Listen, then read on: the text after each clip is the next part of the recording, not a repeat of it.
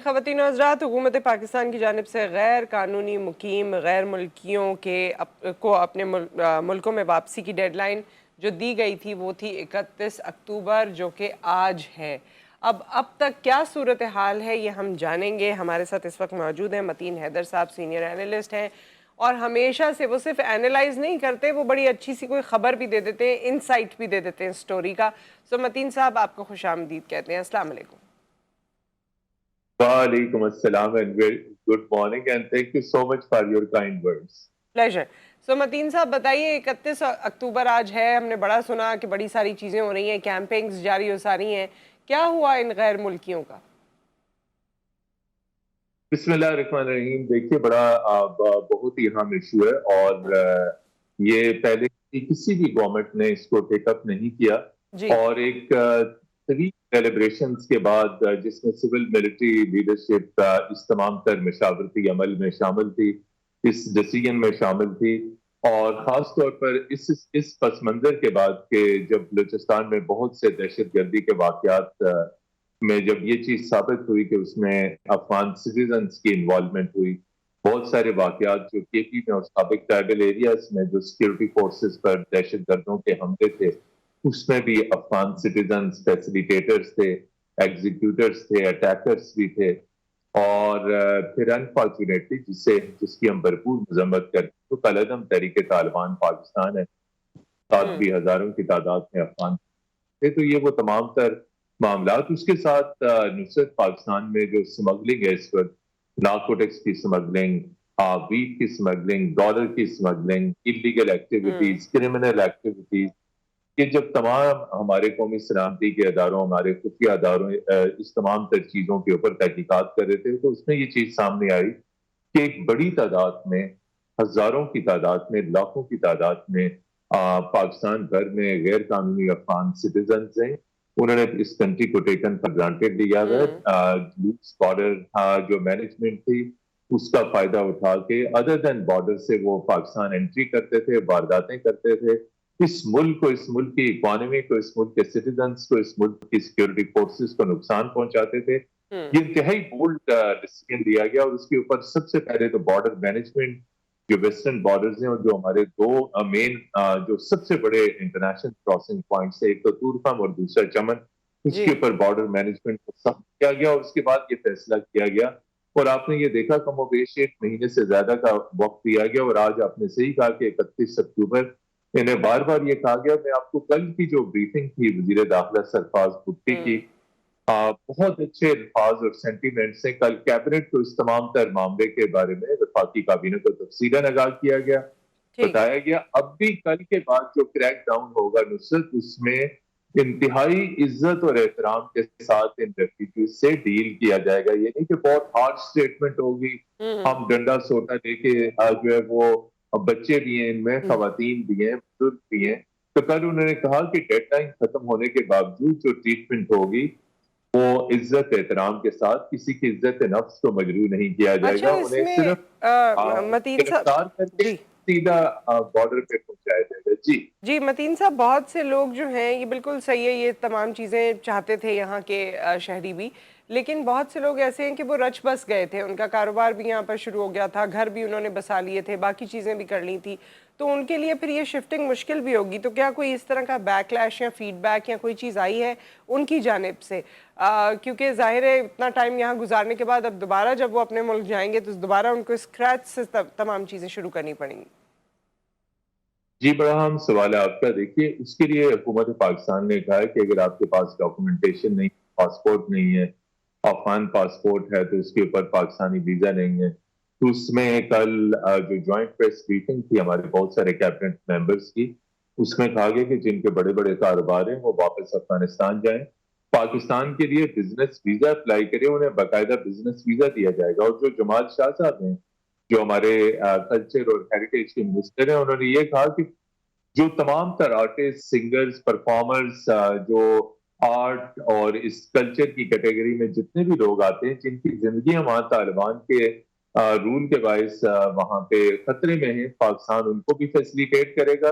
वो बाकायदा अपना वीजा पाकिस्तान का अप्लाई करें, उन्हें भी करेंगे। तो देखिए, हुकूमत पाकिस्तान की जो جو ہیومینیٹیرین سینسٹیوٹی ہے، جو ٹھیک محبت ہے عوام کے ساتھ، انسانوں کے ساتھ، انہوں نے کہا جس کا بھی کاروبار ہے، آپ کی اسپیسیفک سوال کا جواب، جس کا بھی بزنس اور کاروبار ہے وہ واپس جائے، بزنس ویزا اپلائی کرے، لانگ ٹرم کا بزنس ویزا دیں گے، لیکن اچھا دیکھیں ڈاکومنٹس کے اوپر ڈاکیومنٹیشن انلیگلی ہو کوئی نہیں۔ تو وہ آپ کا ایگزیکٹلی، تو آپ نے یہ کہا کہ جی وہ اسکریچ سے وہ فوری طور پہ جائیں گے، بزنس ویزا اپلائی کریں گے، دے میک کم بیک، جن کے آپ نے کہا شادیاں ہیں وہ بھی جو ہے وہ وزٹ ویزے کے اوپر آئیں گے، چاہے 6 مہینے کا ملے، سال کا ملے، اور اس کے باوجود ویزا ایکسپائری سے پہلے تمام ایسے افغان سٹیزن جو پاکستانی ویزے کے اوپر ہیں، جب وہ اپنی جینوئن ریزنز بتاتے ہیں تو ان کے ویزے کی تجدید بھی کر دی جاتی ہے۔ تو ٹھیک ایسا ہرگز نہیں کہ پاکستان کی جو پالیسی ہے وہ بہت امن، پیار اور محبت والی ہے، چونکہ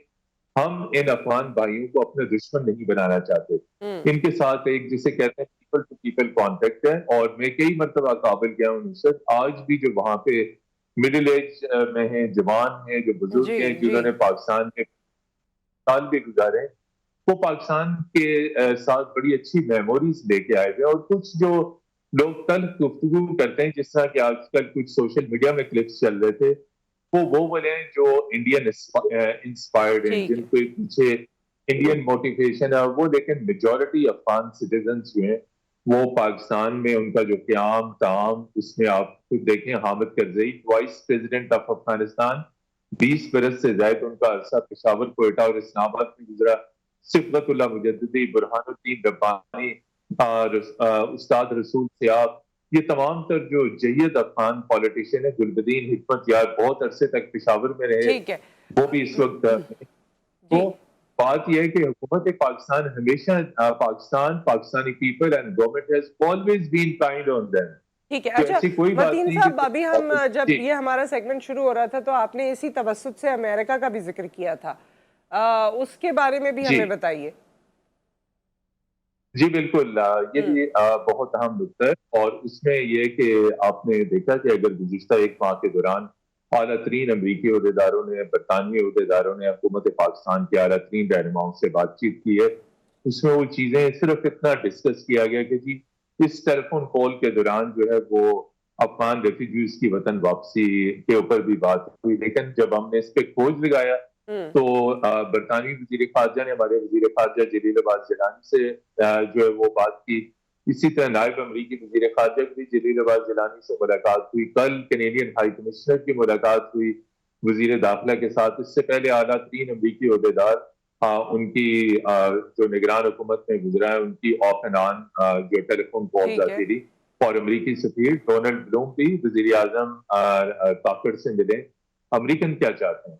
وہ کیوں ریفیوجیز کا بار بار، وہ قطعاً انلیگل ریفیوجیز کو سپورٹ نہیں کر رہے۔ دیکھیے فال آف کابل 15 اگست 2021 کے بعد وہ تمام تر افغان سٹیزنز جو کابل میں امریکی فورسز کے ساتھ کام کرتے رہے، 15-20 برس تک انہوں نے کام کیا، ان کی ٹیکنیکل ٹیم کا حصہ تھے، ان کی سیکیورٹی ٹیم کا حصہ تھے، ان کے انٹرپریٹرز تھے، انتہائی ویل ٹرینڈ یہ افغان تھے، لیکن المیہ یہ ہے کہ یہ ڈاکومنٹیشن کے بغیر آئے۔ اس وقت پاکستان سے ریکویسٹ کر رہی تھی ویسٹرن ورلڈ کہ ہمارے جو فیسیلیٹیٹرز ہیں، ہمارے انٹرپریٹرز ہیں، ان کو کابل سے ایئر لفٹ کر لیجیے۔ تو صحیح پاکستان نے انسانی ہمدردی کے بنیاد پہ ہزاروں کی تعداد میں لوگوں کو ایئر لفٹ کیا، جس میں غیر ملکی ڈپلومیٹس بھی تھے، یو این ورکرز بھی تھے، انٹرنیشنل این جی او کے ورکرز بھی تھے، وہ تمام تر تو نصرت اپنے ملکوں میں واپس جا چکی ہیں۔ اب یہ 25,000 کے قریب افغانز ہیں جو ہائیلی ٹرینڈ ہیں، they have been interpreters, workers, intelligence operators, security okay experts, اور جی اور یہ اس کی ان کی اسکریننگ کا جو میکینزم ہے جی کہ کس جو انلیگل افغانز کی جو اسکریننگ کی جا رہی ہے، امریکہ کو تحفظات ہیں اس اسکریننگ میکینزم کے اوپر کہ جس میکینزم کے تحت آپ ان کی تمام تر سیکیورٹی چیک اور اسکریننگ کر رہے ہیں۔ دوسرا یہ ہے کہ وہ یہ چاہ رہے ہیں کہ اگر ان کو آپ فوری طور پہ واپس کابل بھجوا دیں گے، ان کو ظاہری بات ہے طالبان رجیم کے آنے کے بعد یہ وہاں سے نکلے تھے تو ان صحیح کی زندگیوں کو وہاں پہ خطرات لاحق ہیں، اچھا تو اس لیے ان متین کو صاحب واپس تو بھجوا اس دیا۔ کا مطلب میں صرف یہ جملہ مکمل کر ہاں کہ اب پاکستان کے لیے یہ خطرہ اس لیے ہے کہ ان کی ڈاکومنٹیشن نہیں ہے، صحیح ان کا ریکارڈ نہیں ہے، اور وہ اس ریکارڈ مرتب کرنے میں وقت لگے گا. ان کو امریکہ جانے میں وقت لگے گا, تو لہٰذا ان کا کچھ قیام اسلام آباد میں جو ہے وہ تھوڑا طویل ہے. اس لیے حکومت پاکستان چاہتی ہے کہ جب آپ کا امریکن پروسیس ہو جائے امیگریشن کا تو آپ ضرور جائیں, لیکن یہاں پہ آپ کو ڈاکومنٹیشن کر کے پراپر رجسٹریشن ڈاکومنٹیشن کے ساتھ رہنا ہوگا. ویسٹرن ورلڈ کہہ رہی ہے کہ یہ سب کچھ چھوڑ. ٹھیک ہے, اس پہ اور بھی میرے ذہن میں کافی کچھ تھا, لیکن ہمارے پاس وقت کیونکہ کم ہے, تو اب میں الیکشنز کی طرف آنا چاہتی ہوں. الیکشنز تو ایک معمہ بن کے رہ گئے ہیں. اب ہمیں لگتا ہے ہر انسیڈنٹ کے بعد اور ہر ایونٹ کے بعد کہ اچھا چلو اب الیکشن کی ڈیٹ آ جائے گی, اب اناؤنسمنٹ ہو جائے گی, اب پتہ چل جائے گا. آپ کے پاس کوئی خبر ہے تو ہم سے شیئر کر لیں. الیکشن آخر ہوں گے کب؟ 2024 میں بھی ہوں گے یا نہیں؟ جی سیاسی منظرنامے پہ یہ آپ کا اہم ترین سوال ہے, اور آپ کے پروگرام کے توسط سے میں بتاؤں کہ 28 جنوری 2024 کی تاریخ جو ہے وہ مقرر کر دی گئی ہے, لیکن ابھی اس پہ اتفاق رائے ہونا باقی ہے. اور الیکشن کمیشن جو ہے اس ڈیٹ سے سپریم کورٹ کو بھی آگاہ کرے گا. دیکھیے اس میں بہت سارے ایلیمنٹس ہیں. جنوری میں چونکہ ملک کے اکثر حصوں میں اسپیشلی جو ناردرن ایریاز ہیں ان میں موسم بہت سخت ہوتا ہے. اب اس میں آپ کا بلوچستان بھی ہے, کے پی بھی ہے, سابق ٹرائبل ایریا, اور بہت سارے علاقے کے پی کے میں آپ کو کوہستان اور یہ تمام تر علاقے اس بعد شدید سردی اور برفباری کے لپیٹ میں ہوتے ہیں. لیکن ابھی تک جو ڈیٹ تجویز کی جا رہی ہے وہ 28 جنوری 2024 کی.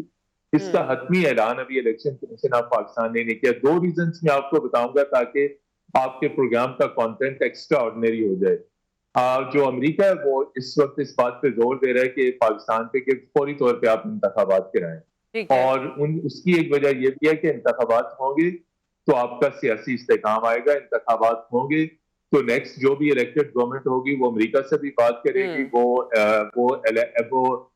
ود دا ووٹ مینڈیٹڈ ہوگی کہ وہ انڈیا سے بھی بات کرے, امریکہ سے بھی بات کرے, اور پھر آپ کے بہت سارے جو فائنینشیل میٹرز اور بات چیت اور نیگوسیشنز پھنسی ہوئی ہیں وہ ویسٹ میں پرٹیکولرلی آئی ایم ایف میں امریکہ میں وہ تمام چیزیں بھی کلیئر ہوں گی. چونکہ کیئر ٹیکرز کو ہر بندہ جو ہے اتنا سیریس نہیں لیتا جیسے کنیکٹڈ مینڈیٹڈ گورنمنٹ ہے. تو اس میں ویسٹرن کمیونٹی, ای یو, امریکہ, برطانیہ, تمام تر عالمی برادری کا یہ زور ہے کہ آپ فوری طور پہ انتخابات کرائیں تاکہ آپ کے ساتھ جو معاملات, بات چیت, ایگریمنٹس, مختلف چیزیں پھنسی ہوئی ہیں وہ ہوں. اس لیے نگران حکومت کے پاس اور ڈیسیجن میکرز کے پاس, مقتدر قوتوں کے پاس کوئی اور آپشن نہیں ہے ایکسپٹ کہ الیکشن کرائیں. لیکن اس سے پہلے ایک بہت بڑا مدعا ہے, اور وہ مدعا یہ ہے کہ قانونی اور آئینی طریقے سے جو کیسز ہیں پی ٹی آئی کے سربراہ کے اوپر اور ان کے دیگر لوگوں کے اوپر, اس کو ہر صورت میں مکمل کیا جائے, اور جو ان کے ریکوائرڈ چیزیں, مقدمات ہیں, تمام تر چیزیں ان میں جو سزاؤں کا عمل ہے مکمل کیا جائے. تیسرا اہم بات میاں نواز شریف ہے کہ ان کی جو لیگل کلیئرنس ہے وہ انتخابات سے پہلے مکمل کرنی ہے.